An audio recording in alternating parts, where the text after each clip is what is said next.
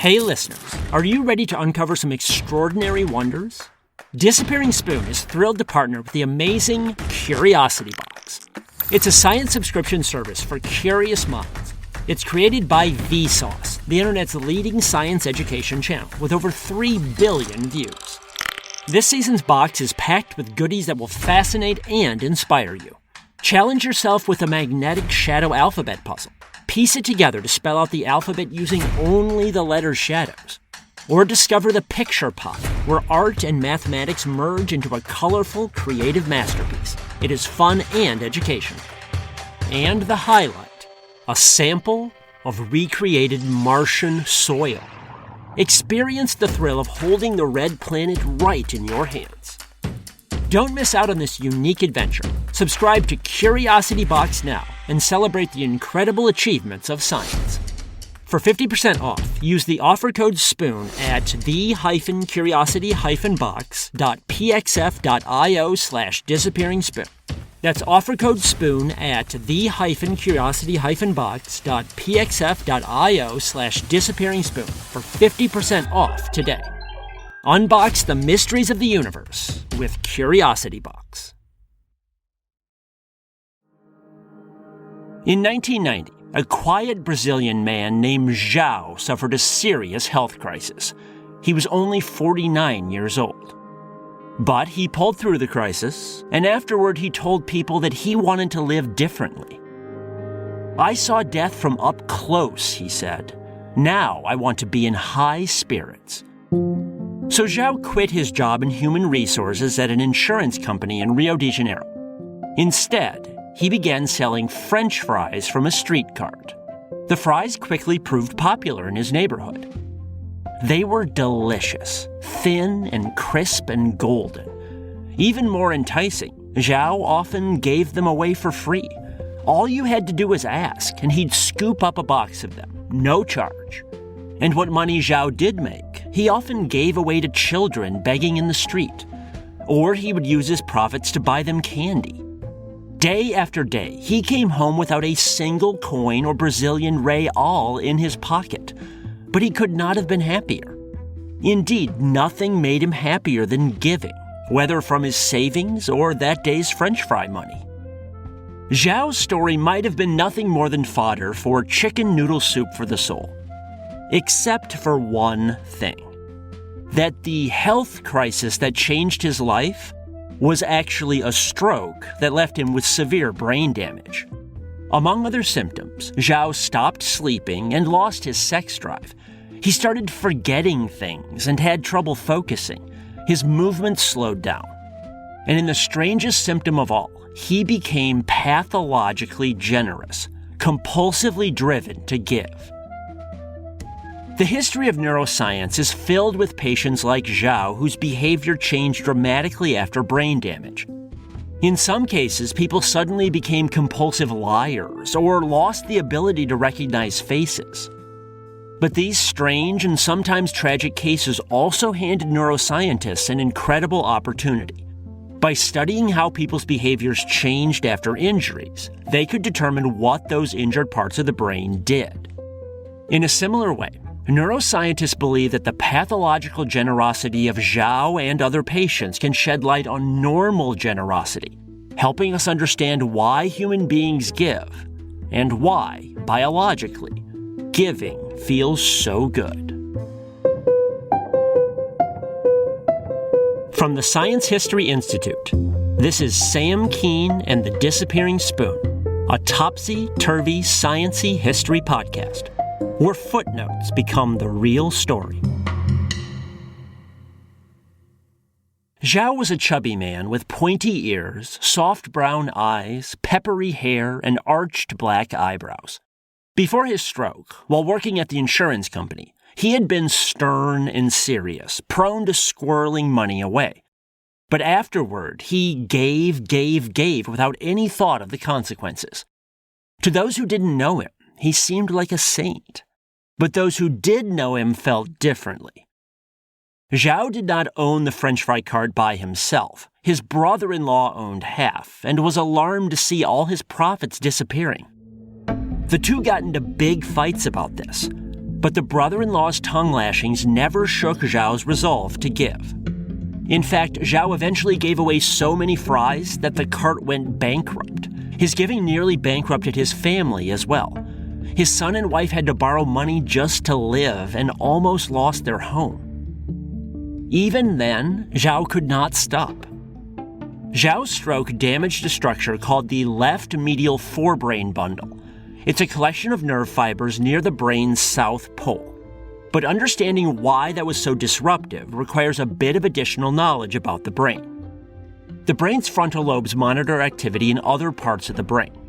This includes suppressing impulses and urges, especially in the service of a larger goal. For instance, it's your frontal lobes that tell you that eating a third slice of chocolate cake will probably give you a stomachache. Now, Zhao's frontal lobes suffered little damage during the stroke. But to monitor other areas, the frontal lobes need to receive input from them, and that's where the medial forebrain bundle comes in. Like an internet line, this bundle pipes in data from all over the brain, and when the stroke destroyed that bundle, his frontal lobes lost the ability to monitor and suppress impulses in other brain regions, including an impulse to give money away. Whenever street children approached him and asked for money, Zhao could not help but reach for his wallet.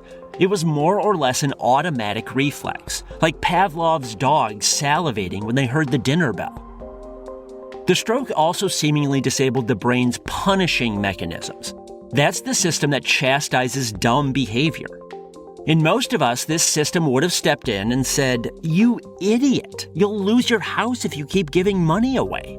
But when the punishing mechanism gets damaged, that self-scolding never takes place.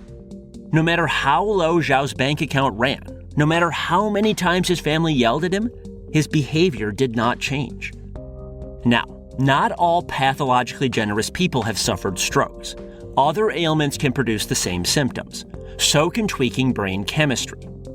One important chemical in the brain is dopamine, a neurotransmitter. Dopamine plays a role in the brain's reward and pleasure circuits. Special cells produce dopamine, and the death of those dopamine-producing cells is actually what causes Parkinson's disease. Certain drugs out there fight Parkinson's by trying to restore dopamine levels to normal. Unfortunately, those drugs are pretty crude, and they often produce strange side effects, like an overwhelming urge to gamble. Those affected seem especially drawn to the bright lights and repetitive motions of slot machines. In addition to gambling, other cases of compulsive behavior have emerged too. One man was diagnosed with Parkinson's at age 23 and began taking dopamine drugs.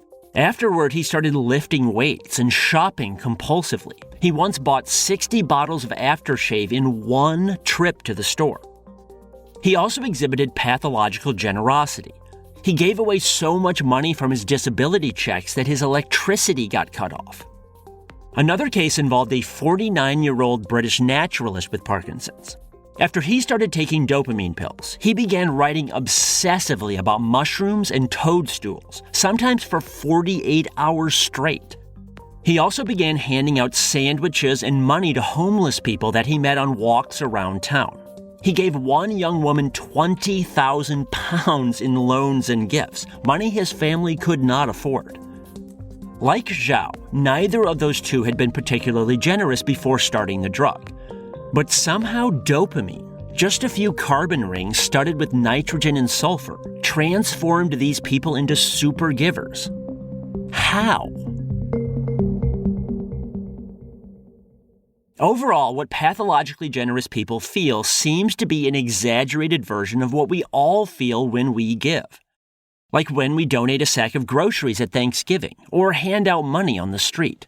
It's a feeling different in degree, but not in kind. You can see this on brain scans. In 2006, a neuroscientist at Northwestern University recruited 19 volunteers with typical brains. Each one had to lie down in an fMRI machine and decide whether to donate money to certain charities. The scientists monitored which brain systems were most active during this task. As expected, the scientists saw heightened activity in the people's frontal lobes. That's because the frontal lobes help us weigh different courses of action and decide what to do. When it comes to charity, the frontal lobes help determine when to give, who to give to, and how much. But other areas besides the frontal lobes also got busy on the fMRI scans. The scientists were in fact startled to see the brain's pleasure and reward circuits light up as well. The pleasure and reward circuits are ancient pathways in the brain. Neuroscientists usually associate activity in them with hedonistic pleasures like food and sex. But giving away money also excited this circuit. In fact, giving away money revved it up more than receiving money did. Overall, then, what your mother might have told you is true. 'Tis better to give than to receive. Neurobiologically, it's roughly on par with eating fudge or getting laid. And this ecstatic pleasure was exactly what the pathologically generous people felt. So if the rest of us started gobbling dopamine drugs, would we become pathologically generous? Probably not. At least some brain damage seems necessary first. But again, that brain damage can take different forms. Strokes, cell death, even abuse. One psychotherapist reported a case of pathological generosity in an elderly woman who had been sexually abused as a child. Such abuse can alter how brain circuits work in deep and lasting ways. She offered the therapist a cool $1 million for therapy sessions, which he refused. She also flew a young boy that she met randomly at a mall to a theme park in a private jet for $30,000, just because. In the case of Parkinson's disease, the damage is more obvious. When the dopamine-producing cells die, the brain's pleasure and reward circuits fizzle out or stop working. As a result, in these people, the joys of life no longer thrill them. Art, music, food, friendships, they all seem blah. However, when they take the dopamine drugs, the reward circuits start revving again. The joys of life return and they crave the pleasure. And because acts of generosity can tap into the brain's reward circuits, some people start giving and giving and giving to keep the high going. Scientists already know that drugs like cocaine and amphetamines can cause a spike in dopamine levels, among other effects. That's a big reason people abuse those drugs, to keep chasing that dopamine dragon. In a similar sense, pathological givers might be addicted to philanthropy.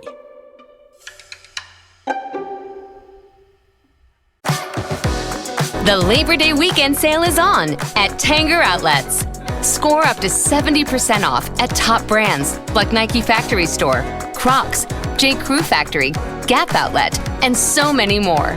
Refresh your wardrobe with the latest arrivals for less from all your favorite brands this Labor Day weekend. Tanger Outlets. Always on trend, always on sale. Plan your trip at Tanger.com. The internal glow people get from giving is just part of the story. Generosity also affects people's relationship with those who receive the gifts. And over the long term, this social aspect of giving had profound consequences for our species. Unfortunately, pathological giving tends to put people off. Sometimes givers press dozens or even hundreds of gifts on friends or family members who can find the crush of presents bewildering and embarrassing. And those who give compulsively to strangers often anger their loved ones, especially when the giving destroys their finances.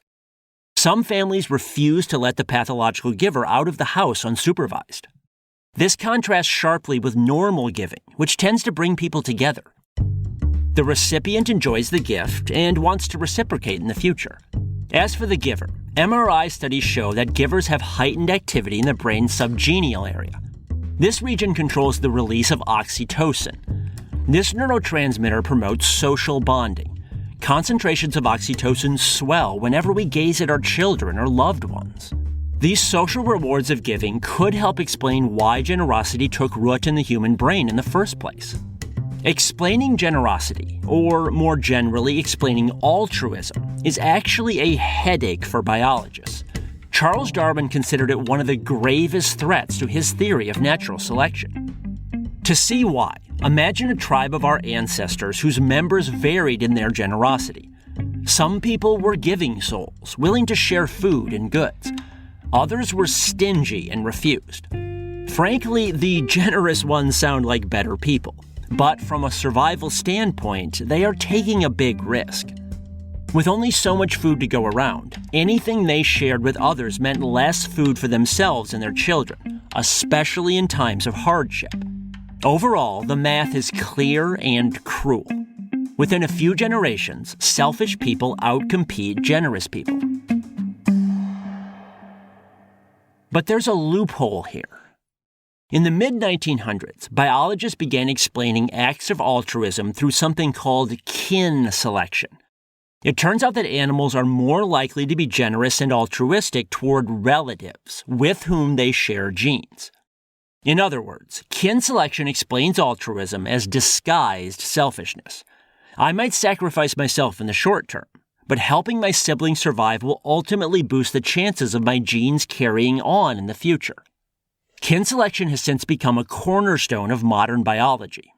But however suited for animals, kin selection seems unsatisfactory for human beings. It's not that humans are somehow above the evolutionary pressures that shape other species. We are not. And kin selection does take place among humans. But humans also help out strangers all the time, every day, across the world. So on the one hand, altruistic generosity seems impossible, since generous people are destined to lose the evolutionary arms race to selfish people. On the other hand, anyone with two eyes can see that human beings are generous creatures.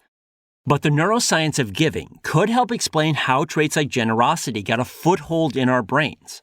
Again, giving feels good on a basic neurological level, so we like to do it. And crucially, giving brings people together and encourages reciprocity. That helps stabilize relationships and promote trust. Those bonds in turn help people weather hardships. Building up trust over time, even among non-relatives, has a survival advantage. In other words, human society depends on the very same social bonds that generosity forges in the brain. And that's why scientists study cases like Zhao and the Parkinson's givers. By ramping things up to extreme levels, those cases help us see exactly how generosity works in the brain, including where it succeeds in establishing social bonds and where it fails. As of right now, scientists don't know why two people can have identical lesions or take identical doses of drugs, yet only one of them starts giving their life savings away. Something about the person's psychology or background might play a role. Scientists also don't know whether injuries or drugs create an instinct for excessive giving that wasn't inside people before, or whether injuries or drugs simply unmask an instinct that was suppressed before. The neuroscience of giving raises some uncomfortable questions, too. We normally think about generosity as pure and noble. It's supposed to be evidence of the best of humankind, not evidence of brain damage. But while generosity does engage our higher brain regions, it also strums our greedy pleasure circuits, circuits normally associated with food, sex, and drugs. Overall, then, the urge to give arises from a blend of refined charity and base appetites. We can see all these forces at work with Zhao and his French fry cart. Sadly, nearly a decade after his stroke, Zhao died in 1999 of kidney failure. But he died happy, based on years of giving. In fact, his neurologist said that Zhao was the happiest person he had ever met. At the same time, Zhao's fights with his family forced his neurologist to think about the dark side of generosity. As his neurologist said, Zhao's case reminds us that the borderlands between good and evil may be more subtle than is ordinarily assumed.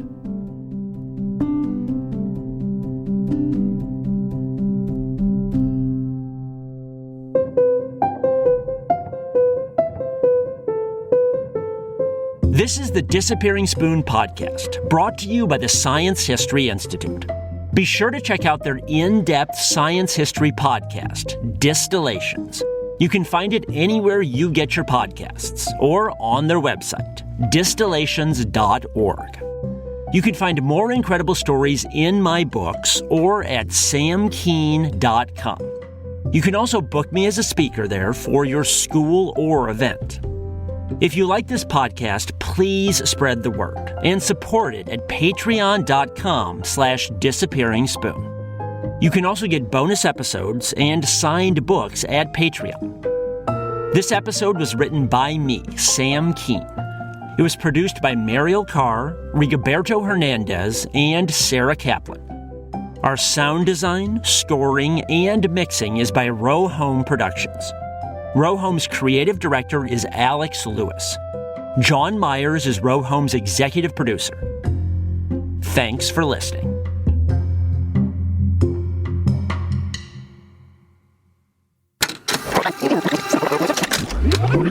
Row Home Productions.